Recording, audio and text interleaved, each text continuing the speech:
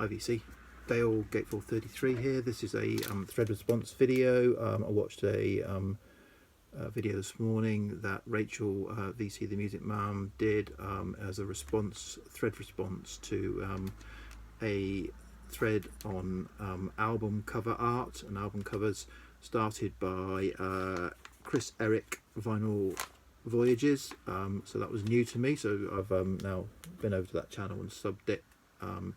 So I thought I'd jump on this because I love album art. So without further ado, let me get the questions up. So album cover not quite clear to the casual observer. So for that I picked the Moody Blues, Days of Future Past, and this David Anstey painting that looks like sort of a lot of splodges of colour, but when you kind of look into it more deeply and move it around, it reveals images within it, like there's a knight on horseback there if you look closely. So yeah, so I think that's really great cover for that. Album cover that makes reminds you of something else. So for years I just thought that Pink Floyd's Medal was just some random shot of water with some droplets of water, and that was it. It was only much later that I kind of realised it was an ear. So yeah, so that's my answer for that one. Disturbing album cover. I didn't really have anything that was that disturbing, but I've gone with this is Bjork's Vulnicura album. It's the deluxe version, so I think the actual version is even more sort of disturbing than this, because so it's like this is kind of Bjork's. She's doing a back flip there. This is Bjork's chest opened there, and I'm assuming she's bearing her soul, which kind of goes. This is an album she made after her relationship breakup, and yeah, it's full of obviously her reaction to that in song. So that's that. Favourite simplistic, so I try not to repeat in these, but I am here. So if you watch my Dusty Springfield show and tell, I just think this is a beautiful classic cover and very simplistic. It's just, you know, blue background, denim, Dusty, the sort of the typeface, the Philips logo and the Philips and that, but it to me it's just a fantastic cover. So that's that. Best and worst cover from a favourite artist. So best, so I'm thinking Pink Floyd is my favourite artist, so I thought I'd pick them. So this is probably my favourite, although I think all of their covers are strong, which means that's why the next bit of the question is quite hard.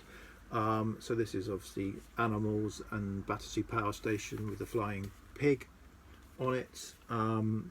So I don't think they did a weak cover, but it helped having Hypnosis on board and I think Mazzy made this point, when they reissued Relics on CD, they seem to have kind of just done this a bit of a homage to the original, a bit of a random cover, and I don't know why they didn't use the original Relics cover, which was like this, or certainly a variant of this. This is the Music for Pleasure version, but yeah, I think they should have just put that out. Don't know why they didn't. Maybe there was some licensing or something going on, but given that it was drawn by a member of the band, I don't know why. Where are we? Album cover that was basically just the artist's name. So Big Star, the #1 record album, it's just got big and a star on it. Album that makes you smile. So I've combined album that makes you smile, album that makes you sad, and again I'm repeating here. So this is Leonard Cohen's Thanks for the Dance album from last year. So it makes me smile that there was still some music left after Leonard Cohen died, that his son kind of found and brought to the album. Makes me sad that that's probably it.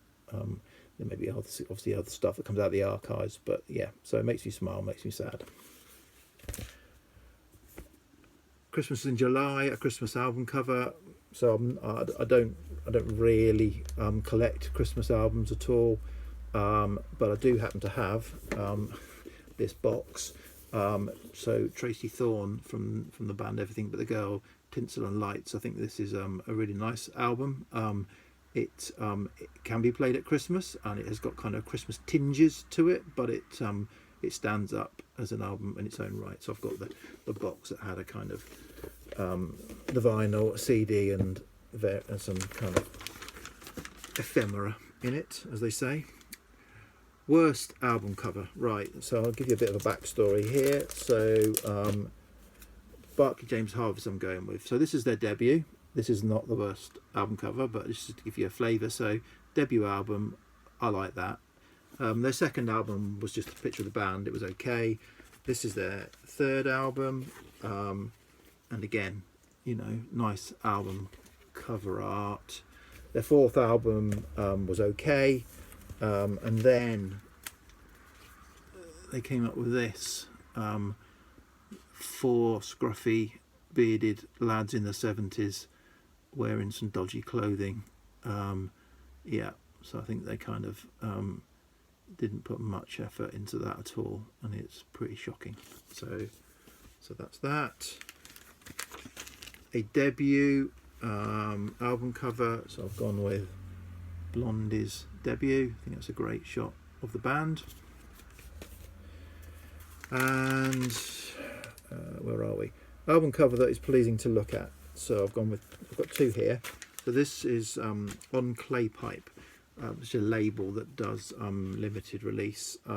They use an artist who is called, she is called Frances Castle. I presume it's a she, who paints a lot. And this is one, Vic Mars. This is kind of like instrumental and found sort of field recordings brought together. It's a lovely album. So this is the Land and the Garden. That is Land and the Garden. Apologies, my daughter's just come out of her room, is making a fuss with the cat. And listening to her music. Yeah, Vic Mars, lovely cover art, and but another album, Inner Roads and Outer Paths, was a little bit more urban in its, but again, great cover art, and even a great inner cover art. And then finally, album cover that is pleasing to look at. No, wrong, bonus, favourite Beatles cover. So I think it's this. I mean, there's quite a few nice Beatles covers, but you know, push comes to shove, I'll go with this, Revolver. So this is a original stereo copy of that. Okay, that's me. Thank you. Bye.